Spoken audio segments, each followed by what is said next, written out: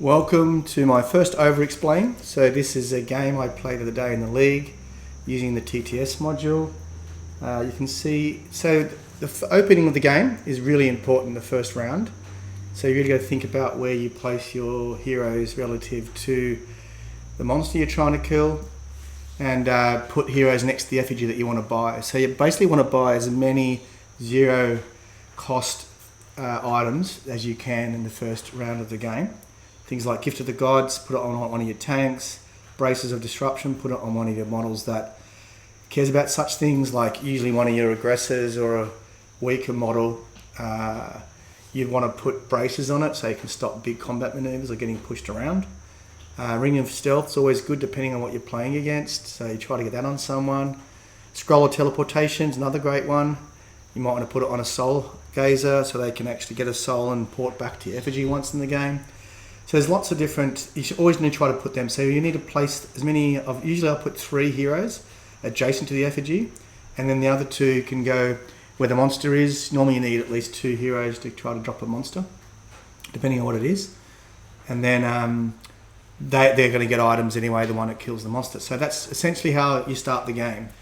I don't really worry about lining up against heroes. It's not that kind of game, Judgement. You don't have to deploy opposite other units or heroes, because the game's pretty fluid once it gets going.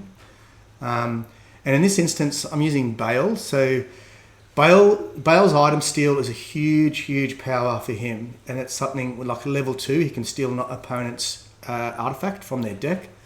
So if I'm running, like in this instance, I've got Donragar and Ket and Gendris. So I actually really want to steal my opponent's armor shredder.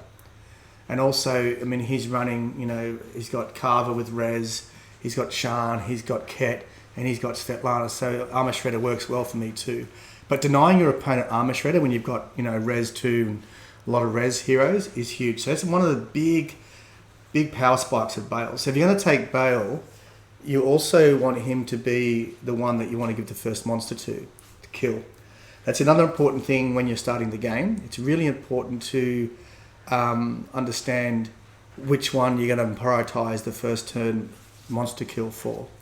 And if you've got 2 heroes that need that, then that's not great. So in this is my gruel list. So the ones that I dropped Thorgar on this one, because Thorgar does not need items, doesn't necessarily need lead level 2. So he works well with Bale. So you got to think about that in your composition.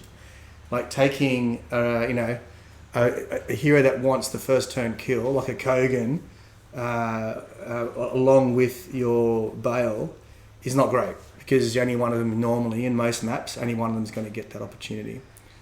So, and this one, I think we've both got Vajashas, the early spawns, which is not easy to kill. So I've used Gendris to soften her up, and then I've used Sana now, just to drop some damage onto her even more. She's behind that archway near Gendris. And so I've done that, and so it gives Bale a chance to get it, because I knew it wouldn't take him more than 2 activations to kill Vajasha. He used his Svetlanas to move Vajasha, so I knew I was going to kill Vajasha before he was. And so I think on this one as well, I've already bought an item for Sana and moved her up and shot once. And so yeah, at this point I think I'm ready to kill the Vajasha and steal his armor shredder. I think other than that, the other thing to consider in the first round is just where the soul pits are. So you want to make sure potentially your soul gazers are near there. It's always, this one's got 3 soul pits and they're pretty random, obviously. So they're near the center line, so it's not really much of a difference, much of a consideration. But you do things like, look at the Sana being behind that wall. Like, you've got to think ahead, because because it's alternate activations, you don't want to dictate which heroes you're going to have to do. So you want to make sure, if you have, like, I'm going first in this game, so I'm probably almost never going to go first with Sana, potentially. So I put her behind the wall so I can just leave her there. She's quite safe, and lets me just worry about other heroes instead of her. So on this one also, I'm planned ahead. I want to get Ket the ring of the Heartseeker for +1 RNG. So I've put him near the effigy. And because he's a 2 AP throw, he's not going to do anything in the first round. So him, it's just buy an item, get into a position, and away you go.